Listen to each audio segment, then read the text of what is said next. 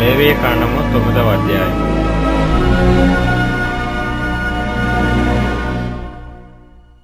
ఎనిమిదవ దినమున మోషే అహరోనును అతని కుమారులను ఇశ్రాయేలీల పెద్దలను పిలిపించి అహరోనుతో ఇట్లనెను, నీవు పాప పరిహారార్థ బలిగా నిర్దోషమైన యొక్క కోడి దూడను, దహన బలిగా నిర్దోషమైన యొక్క పొట్టేలును యెహోవా సన్నిధికి తీసుకొని రమ్ము.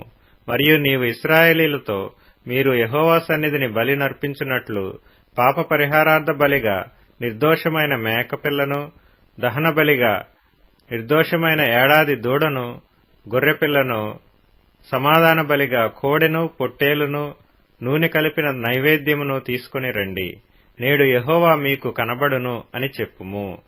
మోషే ఆజ్ఞాపించిన వాటిని వారు ప్రత్యక్షపు గుడారము నెదుటికి తీసుకొని వచ్చిరి. సమాజమంతయు దగ్గరకు వచ్చి యెహోవా సన్నిధిని నిలువగా, మోషే, మీరు చేయవలనని యెహోవా ఆజ్ఞాపించినది ఇదే, అట్లు చేయుడి, అప్పుడు యెహోవా మహిమ మీకు కనబడుననెను.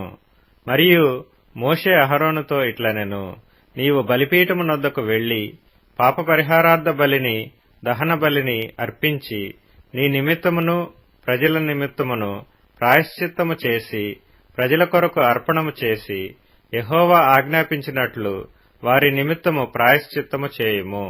కాబట్టి అహరోను బలిపీఠము దగ్గరకు వెళ్లి తన కొరకు పాప పరిహారార్థ బలిగా ఒక దూడను వధించెను. అహరోను కుమారులు దాని రక్తమును అతని యొద్దకు తేగా, అతడు ఆ రక్తములో తన వ్రేలు ముంచి బలిపీఠపు కొమ్ముల మీద దాని చమిరి బలిపీఠము అడుగున ఆ రక్తమును పోసెను. దాని క్రొవ్వును, మూత్ర గ్రంథులను, కాలేజం మీది వపను బలిపీఠం మీద దహించెను. అట్లు యెహోవా మోషేకు ఆజ్ఞాపించెను. దాని మాంసమును, చర్మమును పాళెము వెలుపల అగ్నితో కాల్చివేసెను. అప్పుడతడు దహన బలి పశువును వధించెను. అహరోను కుమారులు అతనికి దాని రక్తమునప్పగింపగా అతడు బలిపీఠము చుట్టూ దానిని ప్రోక్షించెను. మరియు వారు దహన బలి పశువు యొక్క తలను, అవయములను అతనికి అప్పగింపగా అతడు బలిపీఠం మీద వాటిని దహించెను.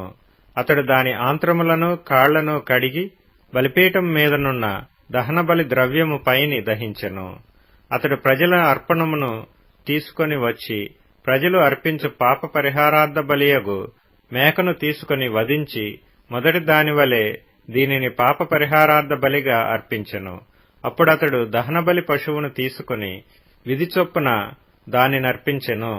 అప్పుడతడు నైవేద్యమును తెచ్చి దానిలో నుండి చేరెడు తీసి ప్రాతకాలమందు చేసిన దహనబలి గాక బలిపీఠం మీద తీసిన దానిని దహించెను. మరియు మోషే ప్రజలు అర్పించు సమాధాన బలి రూపమైన కోడిదూడను, పొట్టేలును వధించెను. అహరోను కుమారులు దాని రక్తమును అతనికి అప్పగింపగా అతడు బలిపీఠము చుట్టూ దానిని ప్రోక్షించెను. మరియు వారు ఆ దూడ క్రొవ్వును, మేక క్రొవ్వును, క్రొవ్విన తోకను, ఆంత్రములను కప్పు క్రొవ్వును, మూత్ర గ్రంథులను, కాలేజం మీది వపను అప్పగించిరి. బోరల మీద క్రొవ్వును ఉంచిరి. అతడు బలిపీఠం మీద ఆ క్రొవ్వును దహించెను. బోరలను, కుడి జబ్బను యెహోవా సన్నిధిలో అల్లాడించు అర్పణముగా అహరోను అల్లాడించెను. అట్లు యెహోవా మోషేకు ఆజ్ఞాపించెను. అప్పుడు అహరోను పాప పరిహారార్థ బలిని, దహన బలిని, సమాధాన బలిని అర్పించి ప్రజల వైపునకు తన చేతులెత్తి వారిని దీవించిన తరువాత దిగివచ్చెను. మోషే, అహరోనులు ప్రత్యక్షపు గుడారములోనికి పోయి వెలుపలికి వచ్చి ప్రజలను దీవింపగా యెహోవా మహిమ ప్రజలకందరికీ కనబడెను. యెహోవా సన్నిధి నుండి అగ్ని బయలువెళ్లి బలిపీఠం మీదనున్న దహనబలి ద్రవ్యమును, క్రొవ్వును కాల్చివేసెను. ప్రజలందరూ దానిని చూచి ఉత్సాహ ధ్వని చేసి సాగిలపడిరి.